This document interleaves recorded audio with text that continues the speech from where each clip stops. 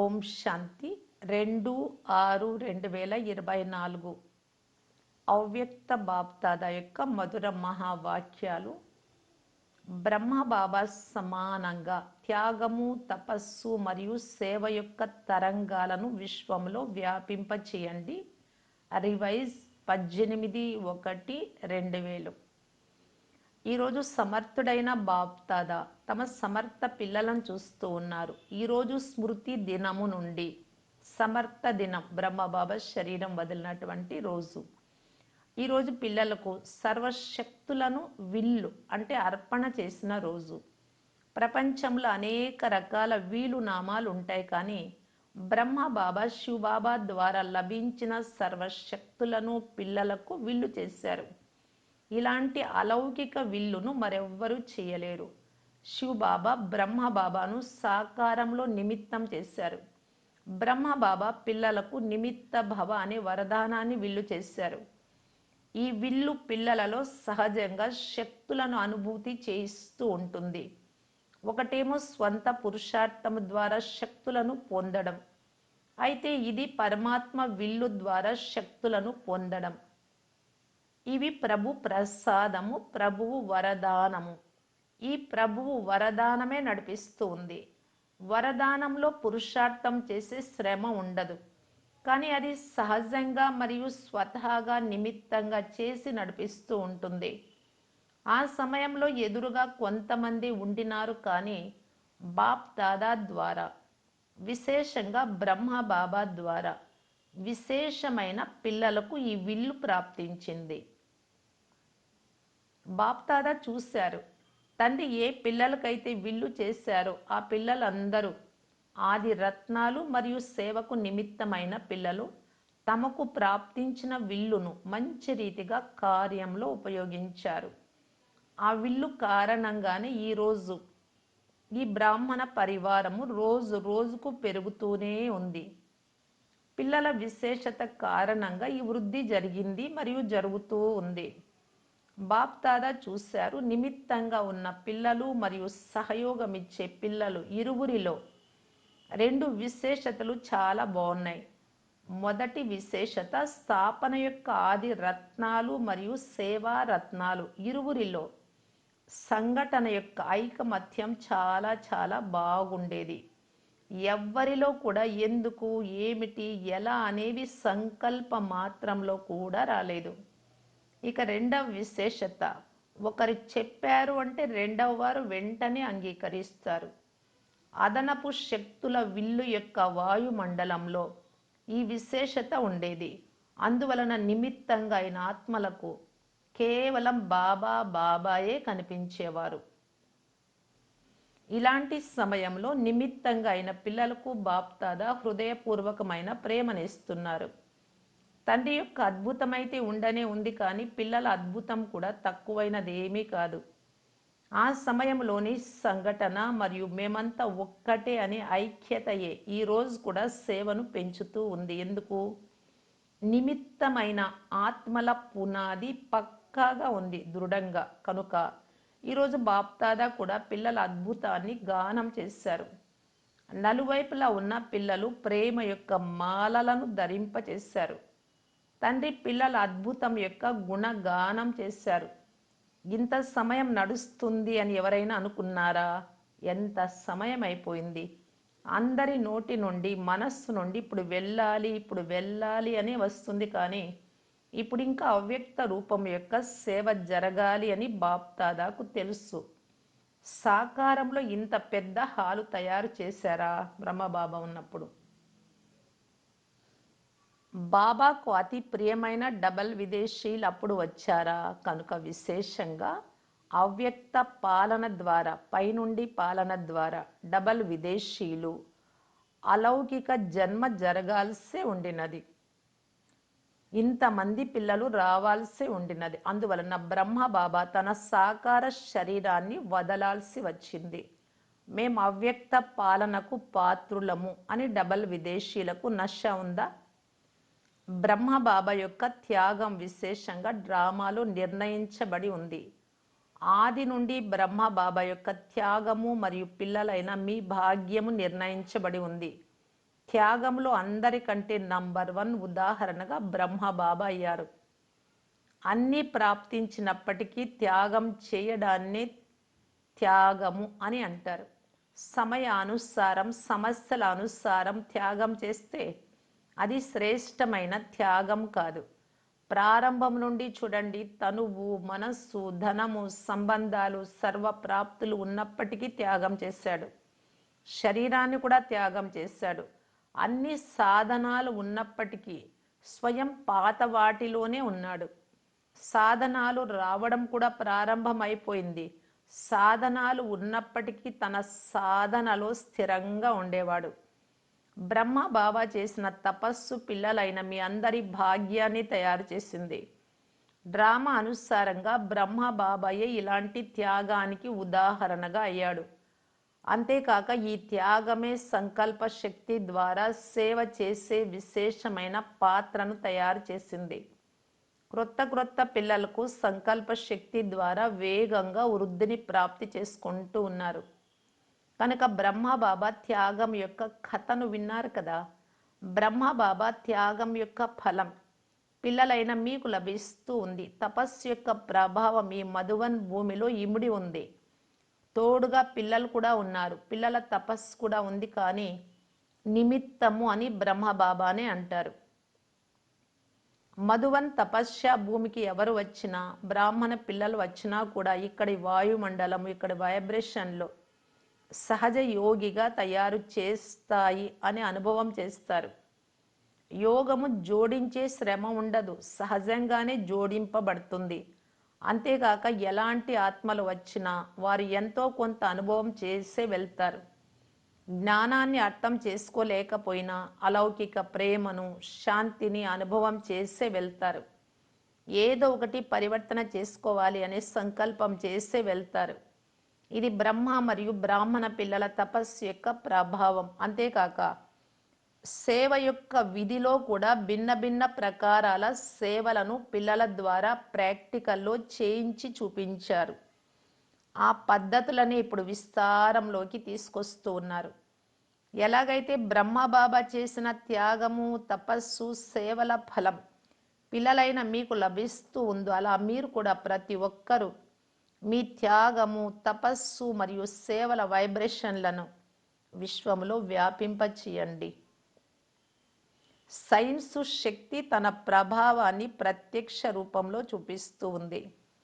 అయితే సైన్సు శక్తి కూడా రచయిత సైలెన్సు శక్తి కనుక ఇప్పుడు ఇది సైలెన్సు శక్తిని ప్రత్యక్షం చేసే సమయం. సైలెన్సు శక్తి యొక్క వైబ్రేషన్లు తీవ్ర వేగంతో వ్యాపింపచేసేందుకు సాధనం మనస్సు, బుద్ధి యొక్క ఏకాగ్రత. ఈ ఏకాగ్రత యొక్క అభ్యాసాన్ని పెంచుకోవాలి. ఏకాగ్రత యొక్క శక్తుల ద్వారానే వాయుమండలాన్ని తయారు చేయగలరు. అలజడి కారణంగా శక్తిశాలి వైబ్రేషన్లు తయారవ్వడం లేదు. ఈరోజు బాప్దాదా చూశారు, ఏకాగ్రత శక్తి ఇప్పుడు ఇంకా ఎక్కువగా ఉండాలి. పిల్లలందరికీ ఒకే దృఢ సంకల్పం ఉండాలి.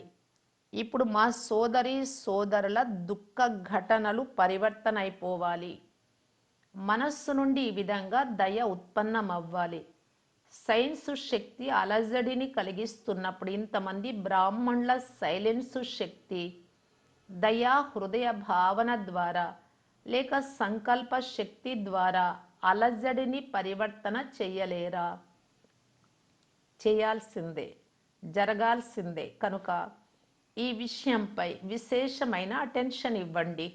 మీరు గ్రేట్ గ్రేట్ గ్రాండ్ ఫాదర్కు పిల్లలు. ఇవన్నీ మీ వంశాలే, మీ శాఖలే, మీ పరివారమే, విశ్వమంతా మీరే. భక్తుల ఇష్ట దేవీ దేవతలు. మేమే ఇష్ట దేవీ దేవతలము అనే నశ ఉందా? మరి భక్తులు చేస్తున్న ఆర్తనాదాలు మీరు వింటున్నారా? ఓ ఇష్ట దేవతలు అని వారు పిలుస్తున్నారు, మీరు కేవలం వింటున్నారా? వారికి రెస్పాన్స్, బదులు ఇవ్వడం లేదా? బాప్దాదా అంటున్నారు, ఓ భక్తుల ఇష్ట దేవతలు, ఇప్పుడు వారి పిలుపు వినండి, బదులు ఇవ్వండి. కేవలం వినకండి. ఏ బదులు ఇస్తారు? పరివర్తన యొక్క వాయుమండలాన్ని తయారు చేయండి. మీ రెస్పాన్స్ వారికి లభించకుంటే వారు కూడా సోమరులుగా అయిపోతారు. ఆర్తనాదాలు చేస్తారు, మళ్ళీ నిశ్శబ్దంగా అయిపోతారు. ప్రతి కార్యం పట్ల బ్రహ్మ బాబా ఉత్సాహాన్నైతే మీరు చూశారు కదా. తాళం చెవి కావాలి అని ప్రారంభంలో ఉత్సాహం ఉండేది. ఇప్పుడు కూడా ఇంటి తలుపుల తాళం చెవి ఇవ్వండి అని బ్రహ్మబాబా శివబాబాతో అంటున్నారు. కానీ తోడుగా వెళ్ళేవారు కూడా తయారవ్వాలి కదా. బ్రహ్మబాబా ఒంటరిగా వెళ్ళి ఏం చేస్తాడు? కనుక ఇప్పుడు తోడుగా వెళ్ళాలి కదా, లేక వెనుక వెనుక వెళ్ళాలా? తోడుగా వెళ్ళాలి కదా. ఒకవేళ తండ్రి తాళం చెవి చేస్తే మీరెవరు రెడీగా ఉన్నారా అని మీరు పిల్లల్ని అడగండి అని బ్రహ్మబాబా నాతో చెప్తున్నారు. ఎవరు రెడీగా ఉన్నారా, లేక రెడీగా ఉన్నారా? రెడీగా కాదు, ఎవరు రెడీగా ఉండాలి. త్యాగము, తపస్సు, సేవ 3 పేపర్లు తయారైపోయాయా? బ్రహ్మబాబా నవ్వుతున్నారు. ప్రేమ కన్నీరు చాలా కారుస్తారా? కన్నీటిని బ్రహ్మబాబా ముత్యాల సమానంగా హృదయంలో ఇముడ్చుకుంటారు కూడా. కానీ అందరూ ఎవరు రెడీగా ఎప్పుడు తయారవుతారు అనే సంకల్పం కూడా తప్పకుండా నడుస్తుంది. తారీఖు చెప్పేయండి. మేమైతే ఎవరు రెడీగా ఉన్నామని మీరంటారు, కానీ మీ సాథీలు ఎవరైతే ఉన్నారో వారిని కూడా తయారు చేయాలి కదా. లేక వారిని వదిలేసి వెళ్ళిపోతారా? బ్రహ్మబాబా కూడా వెళ్ళిపోయారు కదా అని మీరు అంటారు, కానీ వారు ఈ రచనను రచించాల్సి ఉంది. తీవ్ర వేగంతో వృద్ధి చేసే బాధ్యత వారిపై ఉంది. మరి అందరూ ఎవరు రెడీగా ఉన్నారా? కేవలం ఒక్కరే కాదు, అందరినీ తోడుగా తీసుకెళ్ళాలి కదా. లేక ఒంటరిగా వెళ్తారా? కనుక చెప్పండి, అందరూ ఎవరు రెడీగా ఉన్నారా, లేక ఇప్పుడు అవుతారా? తక్కువలో తక్కువ 9 లక్షలైనా తోడుగా వెళ్ళాలి. లేకుంటే రాజ్యం ఎవరిపై చేస్తారు? మీపై మీరే రాజ్యం చేసుకుంటారా? కనుక ఎవరు రెడీగా అవ్వండి, మరియు ఇతరులను కూడా ఎవరు రెడీగా తయారు చేయండి. బ్రహ్మ బాబాకు పిల్లలందరి పట్ల ఉన్న శుభకామన ఇదే. ఈరోజు వతనంలో విశేషమైన ఆది రత్నాలు మరియు సేవ యొక్క ఆది రత్నాలు అందరూ ఇమర్జ్ అయ్యారు. మేమైతే తయారుగా ఉన్నామని అడ్వాన్స్ పార్టీ వారు అంటున్నారు. ఏ విషయం కోసం తయారుగా ఉన్నారు? వారు అంటున్నారు, వీరు ప్రత్యక్షత డంకాను మోగిస్తూనే మేమందరము ప్రత్యక్షమై కొత్త సృష్టి యొక్క రచనకు నిమిత్తంగా అవుతాము అని. కొత్త సృష్టిని రచన చేసేవారు రావాలి అని మేమైతే ఆహ్వానిస్తున్నాం. ఇప్పుడు పని అంతా మీపై ఆధారపడి ఉంది. ఢంకాను మోగించండి. వచ్చేశారు, వచ్చేశారు పరమాత్మ అనే ఢంకాను మోగించండి.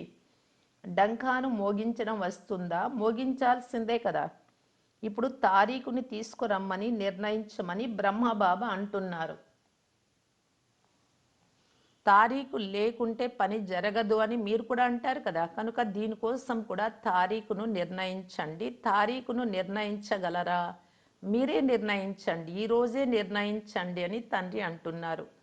కాన్ఫరెన్స్ కోసం తేదీ ఫిక్స్ చేశారు. ఇప్పుడు దీనికోసం కూడా కాన్ఫరెన్స్ చేయండి. విదేశీయులు ఏమని భావిస్తున్నారు? తారీఖు ఫిక్స్ అవ్వగలదా? తారీఖు ఫిక్స్ చేస్తారా చెయ్యరా చెప్పండి. మంచిది. జానకి దాదితో సలహా తీసుకొని చెయ్యండి. మంచిది.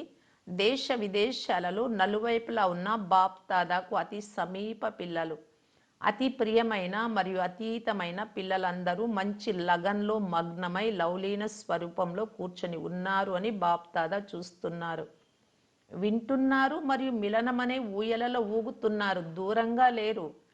నాకు నయనాలకు ఎదురుగా కూడా కాదు, నయనాలలో ఇమిడిపోయి ఉన్నారు.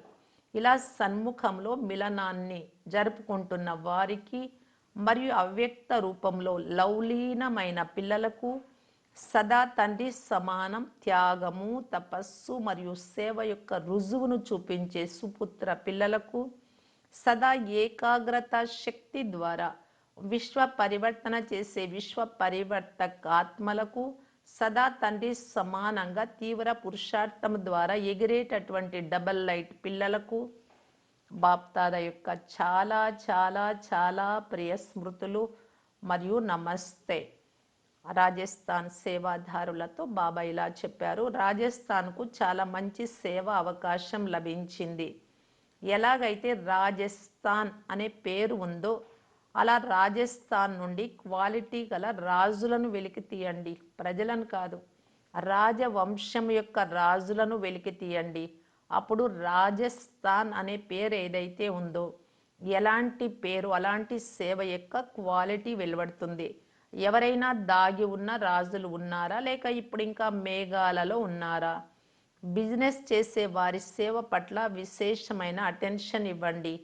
ఈ మినిస్టర్లు, సెక్రటరీలు అయితే మారిపోతూనే ఉంటారు, కానీ బిజినెస్ చేసేవారు తండ్రితో బిజినెస్ చేయడంలో కూడా ముందుకు వెళ్ళగలరు. బిజినెస్ చేసేవారికి సేవ చేయడం ద్వారా వారి పరివారాలలో ఉన్న మాతలు కూడా సహజంగా రాగలరు. ఒంటరిగా మాతలు మాత్రమే నడవలేరు, కానీ ఒకవేళ ఇంటికి ఆధారమైన వారు వచ్చేస్తే అప్పుడు పరివారం, కుటుంబం దానంతట అదే నెమ్మది నెమ్మదిగా పెరుగుతూ ఉంటుంది. కనుక రాజస్థాన్ వారు రాజుల క్వాలిటీ కల వారిని వెలికి తీయాలి. అలాంటి వారు ఎవ్వరూ లేరు అని అనకండి, కొద్దిగా వెతకాల్సి వస్తుంది, కానీ ఉన్నారు. వారి వెనుక కొద్దిగా సమయము ఇవ్వాల్సి వస్తుంది, బిజీగా ఉంటారు కదా. వారు సమీపంగా వచ్చేందుకు ఏదైనా అలాంటి పద్ధతిని తయారు చేయాల్సి వస్తుంది. ఇకపోతే ఎంత బాగుంది, సేవ అవకాశం తీసుకున్నారు. ప్రతి జోన్ వారు తీసుకుంటారు సమీపంగా వచ్చేందుకు, ఆశీర్వాదాలు తీసుకునేందుకు. ఇది చాలా మంచి సాధనం. మిమ్మల్ని అందరూ చూసినా చూడకపోయినా, మీరు ఎవరో తెలిసినా తెలియకపోయినా, సేవ ఎంత బాగా జరుగుతుందో అంతగా ఆశీర్వాదాలు స్వతహాగానే వెలువడతాయి. మరియు ఆ ఆశీర్వాదాలు చాలా త్వరగా చేరుకుంటాయి. హృదయపూర్వక ఆశీర్వాదాలు కదా, కనుక హృదయంలోకి త్వరగా చేరుకుంటాయి. బాప్దాద అంటున్నారు, ఆశీర్వాదాలు ఇవ్వడము మరియు తీసుకోవడం అనేది అన్నిటికంటే సహజ పురుషార్థం. ఎప్పుడైతే ఆశీర్వాదాలతో ఖాతా నిండుగా అవుతుందో అప్పుడు ఆ నిండుగా ఉన్న ఖాతాను మాయ కూడా డిస్టర్బ్ చేయదు. జమ యొక్క శక్తి లభిస్తుంది. రాజీగా ఉండండి మరియు అందరినీ రాజీగా చేయండి. ప్రతి ఒక్కరి స్వభావం యొక్క రహస్యాన్ని తెలుసుకొని రాజీ చేయండి. వీరైతే ఎప్పుడూ కోపంగానే ఉంటారు ఇలా అనకండి. మీరు స్వయంగా వారి రహస్యాన్ని తెలుసుకోండి, వారి నాడిని తెలుసుకోండి, తర్వాత ఆశీర్వాదం అనే మందు ఇవ్వండి. అప్పుడు సహజమైపోతుంది. రాజస్థాన్ వారికి సమ్మతమే కదా. రాజస్థాన్ టీచర్లు లేవండి, మీకు సేవ యొక్క శుభాకాంక్షలు. కనుక సహజ పురుషార్థం చేయండి, ఆశీర్వాదాలు ఇస్తూ ఉండండి. తీసుకోవాలి అనే సంకల్పం చేయకండి.